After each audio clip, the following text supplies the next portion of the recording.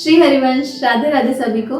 तो जैसा कि आपने वीडियो में देखा होगा कि हमें श्री जी की कृपा से श्री सद्गुरुदेव भगवान से दीक्षा मिल गई है। जो वीडियो हमने बनाया था तो उसमें बहुत से लोगों के कमेंट आए कि दीक्षा का क्या फुल प्रोसेस है, हमें बताइए, क्योंकि वो वृंदावन नहीं आ पा रहे हैं या जो दूर हैं, जिन्हें नहीं पता कि सद्गुरुदेव भगवान से दीक्षा कैसे प्राप्त करते हैं, जो हमारे महाराज जी को डेली सुनते हैं, जो दीक्षा के इच्छुक हैं।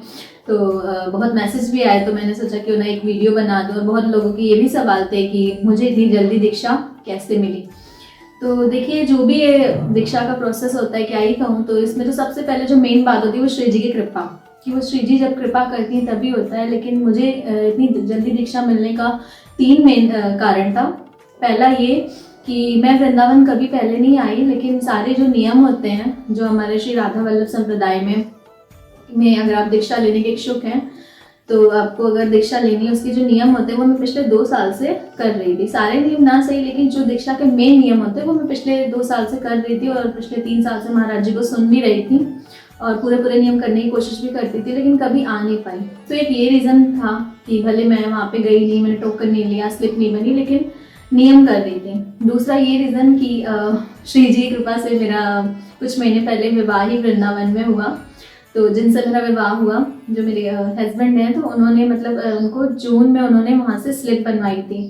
तो सितंबर या अक्टूबर में उनका कार्ड बन गया था। तो जब मैं पहली बार श्री राधा हित केली कुंज गई, तो उन्होंने वहाँ पे जो भी मुझसे पूछा, उसके बाद उन्होंने मेरा कार्ड डायरेक्ट बना दिया। और तीसरा रीज़न ये है कि हम यहाँ पे यहीं वास कर रहे हैं वृंदावन, हमें श्री जी ने वृंदावन का वास मिला है, तो यही वास कर रहे हैं। तो ये 3 रीज़न थे जिसकी वजह से मुझे दीक्षा मिल गई। लेकिन पहला जो मेन रीज़न बताया कि सबसे बड़ी बात तो है कि श्री जी की कृपा होनी चाहिए। आप कितने उत्कंठित हैं ये मायने रखता है। और अब है कि अगर आप दीक्षा लेना चाहते हैं तो सबसे पहले आपको, अगर आप यहाँ नहीं भी आ पा रहे, तो मैं तो यही कहूँगी कि आप जहाँ पे हैं आप वहीं से नियम करना चालू कर दीजिए। श्री जी आपको स्वयं बुलाएंगी, वो जब बुलाएंगे तब आप यहाँ के टोकन ले सकते हैं। तो जहाँ कहीं भी हैं वो नियम करने लगे। तो सबसे पहले अगर आप यहाँ वृंदावन धाम आ रहे हैं, तो हमारे महाराज जी के आश्रम जाना पड़ेगा, श्री राधा हित केली कुंज। वहाँ पे आपको जाना पड़ेगा। वहाँ पे सुबह 7 बजे टोकन मिलता है, एक स्लिप मिलती है जिसे कहते हैं, जिसमें वो आपको नियम बताएंगे कि ये नियम आपको नित्य करने हैं। और उस नियम को करने के लिए सर्वप्रथम आपको कुछ चीज़ें त्यागनी है। जैसे आपको लहसुन प्याज नहीं खाना है। लहसुन प्याज जिस पात्र में बनता है वो पात्र आपको यूज़ नहीं करना है। अगर पॉसिबल नहीं है तो उस पात्र को रजरानी से आप साफ कर सकते हो, कि वृंदावन की रज बहुत ही पवित्र है। और आपको हमारे राधा वल्लभ संप्रदाय में मसूर की दाल और मशरूम का सेवन भी नहीं करना है। ये 4 चीज़ें निषेध हैं।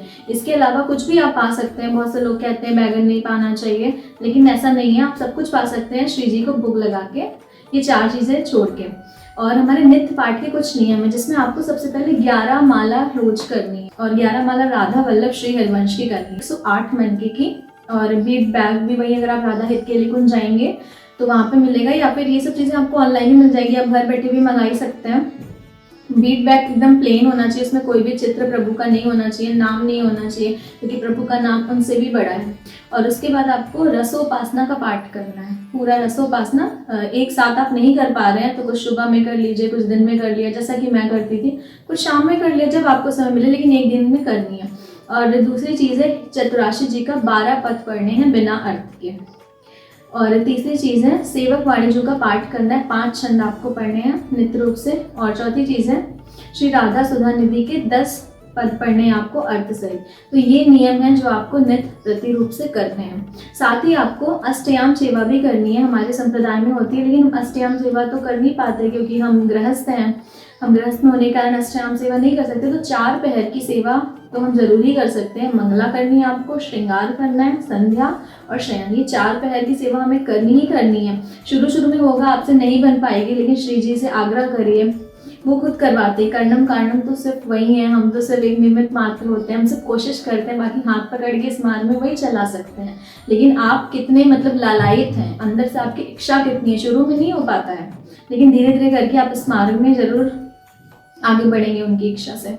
तो आपको ये करने हैं। उसमें कुछ पद दिए होते हैं, वो सारे पद आपको गाने और हृदय से गाने हैं। और एक चीज़ और कहूँगी, सिर्फ जैसे हम बचपन में किताबें पढ़ते थे, रीडिंग कर लिया, ऐसे नहीं।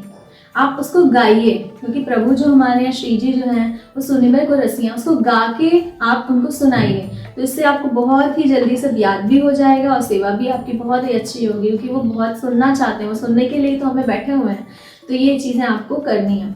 फिर आप हर महीने जब भी वो आपको बुलाएंगे, 1 महीने पे, 1.5 महीने पे आपको विजिट करना है। तो ये हो गई हमारी दिनचर्या। इसके अलावा भी कुछ बेसिक नियम है जो हमें फॉलो करने ही करने हैं। जैसे पहला है कि हमें ना निंदा करनी है दूसरों की, ना ही निंदा सुननी है। दूसरी चीज़, जो भी व्यक्ति, चाहे वो हमारा कितना भी खास मित्र, दोस्त, कोई भी होना हो, कोई रिश्तेदार, कुछ भी हो वो, अगर वो हमारे गुरु की और हमारे ईष्ट की निंदा करता है तो हमें उसका संग नहीं करना, चाहे वो कितना भी घनिष्ठ ना हो। और उसके बाद श्री जी कृपा से आपको दीक्षा मिल जाएगी।